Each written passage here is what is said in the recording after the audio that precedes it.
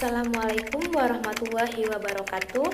Perkenalkan, nama saya Rizky Nuharima, jurusan Pendidikan Islam Anak Usia Dini semester 4. Baik, langsung saja di sini saya akan menjelaskan mengenai peta konsep kesulitan dalam belajar membaca dan kesulitan dalam belajar menulis. Baik, yang pertama yaitu kesulitan belajar membaca. Di sini ada 4 poin penting yang akan kita bahas dalam kesulitan belajar membaca. Yang pertama yaitu perkembangan, dan yang kedua yaitu faktor-faktor, dan yang ketiga disleksia dan kesulitan belajar, dan yang keempat penanggulangan. Baik, mari kita bahas satu persatu ya. Yang pertama, perkembangan. Perkembangan di sini yang kita bahas ada 3 poin penting dalam perkembangan. Yang pertama yaitu peranan sosiomotor dan kognitif dalam kemampuan membaca. Dan yang kedua, kemampuan berbahasa lisan dan perkembangan kemampuan membaca. Dan yang ketiga, tahap-tahap perkembangan kemampuan membaca. Selanjutnya, apa sih faktor-faktor kesulitan dalam belajar membaca? Yang pertama ada faktor fisik, dan yang kedua ada faktor psikologis, dan yang ketiga ada faktor sosioekonomi. Selanjutnya yang kita bahas disleksia dan kesulitan belajar. Disleksia juga ada 3 poin penting yang akan kita bahas, yaitu mengenai karakteristik disleksia dan kesulitan belajar, dan yang kedua identifikasi disleksia, dan yang terakhir pengaruh negatif dari disleksia itu sendiri. Yang keempat ini apa sih yang kita akan bahas, yaitu mengenai penanggulangan. Apa sih kira-kira penanggulangan dari kesulitan membaca ini? Yang pertama yaitu kita akan bahas mengenai strategi pengenalan kata dan membaca lancar, dan yang kedua program membaca khusus kelas remedial, dan yang ketiga peningkatan kemampuan pemahaman isi. Ini yang akan kita bahas pertama yaitu mengenai perkembangan. Yang pertama, perkembangan sensiomotor dan kognitif dalam kemampuan membaca. Membaca merupakan suatu kegiatan yang bersifat kompleks karena kegiatan ini melibatkan kemampuan dalam meningkatkan simbol-simbol tersebut dan menulis simbol-simbol grafis dalam rangkaian kata dan kalimat yang mengandung makna. Oleh sebab itu, kemampuan membaca dilandasi oleh kemampuan kognitif. Kemampuan membaca dipengaruhi oleh kemampuan sensorimotor dan kemampuan kognitif yang secara terperinci diuraikan sebagai berikut. Yang pertama, proses sensorimotor, yaitu kemampuan yang berkaitan dengan membedakan bunyi dan bentuk-bentuk huruf, atau biasa disebut kemampuan diskriminasi auditori dan visual. Selanjutnya yaitu perkembangan yang berkaitan dengan kemampuan berbahasa lisan dan perkembangan kemampuan membaca, yaitu kemampuan yang fundamental yang mempengaruhi keberhasilan dalam belajar membaca. Keterampilan berbahasa lisan melibatkan kemampuan yang berkaitan dengan perkembangan kemampuan dalam tata bahasa dan pengembangan kosakata yang dikembangkan oleh anak pada waktu mencoba mengartikan teks yang dibacanya. Selanjutnya yaitu perkembangan yang berkaitan dengan tahap-tahap perkembangan bahasa itu sendiri, yaitu perkembangan kesiapan membaca, tahap membaca permulaan, tahap pengembangan keterampilan membaca atau membaca cepat, tahap perluasan kemampuan membaca, dan tahap penghalusan keterampilan membaca. Selanjutnya yaitu faktor-faktor penyebab kesulitan membaca.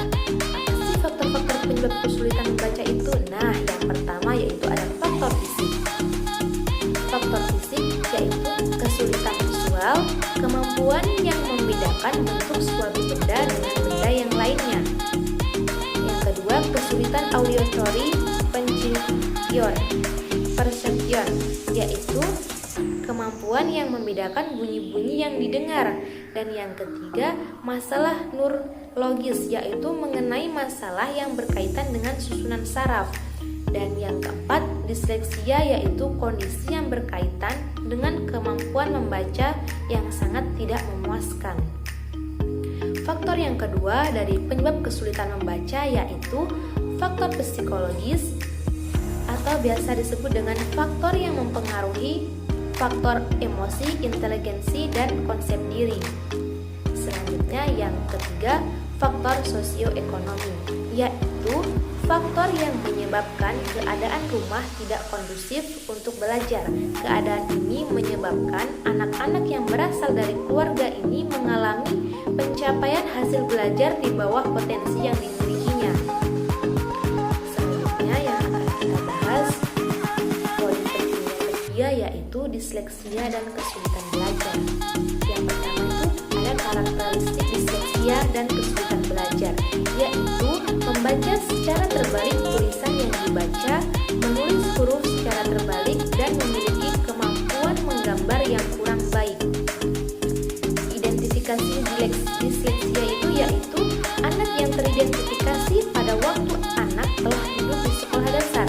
Hal ini terjadi karena sebelum anak belajar membaca, masalah tersebut belum muncul.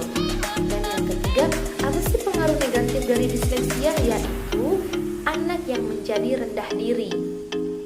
Nah, tadi kan sudah kita bahas mengenai perkembangan, mengenai faktor-faktor, mengenai disleksia dan kesulitan belajar. Nah, yang terakhir yang kita bahas, apa sih penanggulangannya? Nah, yang pertama, strategi pendidikan, pengenalan kata, dan membaca lancar, yaitu dilakukan dengan menggunakan berbagai metode, seperti metode menyebutkan suatu huruf, membaca awal, dan mengulangi bacaan. Dan yang kedua, program membaca khusus kelas remedial, yaitu ditunjukkan bagi siswa yang mengalami kesulitan membaca cukup berat sehingga ia memerlukan program khusus agar kesulitan membaca dapat diatasi secara efektif. Dan yang ketiga, peningkatan kemampuan pemahaman isi bacaan, yaitu meningkatkan kemampuan memahami isi bacaan atau disebut dengan kemampuan membaca pemahaman. Berbagai strategi yang dapat digunakan antara lain yaitu membaca buku dongeng atau buku cerita. Nah, itu tadi penjelasan mengenai tentang konsep kesulitan belajar dalam membaca. Baik, kita akan lanjut selanjutnya yaitu mengenai tentang konsep kesulitan belajar menulis. Nah, pembahasan yang terakhir yaitu mengenai kesulitan belajar dalam menulis. Ada 4 poin penting yang akan kita bahas yaitu mengenai hakikat menulis, kesulitan menulis, jenis masalah menulis, dan penanggulangan kesulitan menulis. Hakikat menulis, suatu proses berpikir yang teratur sehingga apa yang ditulis mudah dipahami pembaca. Dan yang kedua, kesulitan menulis. Yang pertama, motorik halus, dan yang kedua, persepsi koordinasi visual motorik, dan yang ketiga, visual memori. Dan yang ketiga, yaitu jenis masalah menulis. Yang pertama, terlalu lambat menulis, dan yang kedua, salah dalam penulisan huruf atau angka, dan yang ketiga, terlalu miring, dan yang keempat, jarak antara huruf tidak konsisten, dan yang kelima, bentuk huruf atau angka tidak terbaca, dan yang keenam, ukuran tulisan terlalu besar atau kecil. Nah, poin keempat yaitu penanganan kesulitan belajar. Penanganannya yaitu berdasarkan faktor penyebab kesulitan menulis itu sendiri. Nah, langsung saja kita akan bahas satu persatu apa-apa yang akan dibahas dari kesulitan belajar menulis itu sendiri. Nah, yang pertama yaitu hakikat menulis. Menulis adalah alat yang digunakan dalam melakukan komunikasi dan mengekspresi diri secara nonverbal. Oleh sebab itu, yang dimaksud dengan menulis adalah tulisan tangan, mengarang, dan mengeja. Menulis adalah suatu proses yang bersifat kompleks, karena kemampuan menulis merupakan integrasi dari berbagai kemampuan seperti persepsi visual motor dan kemampuan konseptual yang sangat dipengaruhi oleh kemampuan kognitif. Dan yang kedua yaitu kesulitan menulis. Yang pertama, kesulitan dalam motorik halus. Apa sih kesulitan dalam motorik halus itu? Yaitu kesulitan yang menyebabkan anak tidak dapat menulis dengan benar karena huruf-huruf yang ditulisnya tidak jelas walaupun anak dapat mengeja huruf dengan baik. Dan yang kedua, kesulitan persepsi koordinasi visual motorik, yaitu dapat menyebabkan anak mengalami kesulitan dalam menulis seperti tulisan keluar dan menulis dengan huruf yang terbalik. Dan yang ketiga, kesulitan visual memori. Apa ya kira-kira? Kesulitan visual memori itu yaitu dapat menyebabkan anak sukar untuk mengingat bentuk huruf yang akan menjadi bahan tulisannya. Nah, selanjutnya poin penting yang ketiga yaitu mengenai jenis masalah kesulitan menulis. Yaitu yang pertama, terlalu lambat menulis, salah dalam penulisan huruf atau angka, terlalu miring, jarak antara huruf tidak konsisten, bentuk huruf atau angka tidak terbaca, dan ukuran tulisan terlalu besar.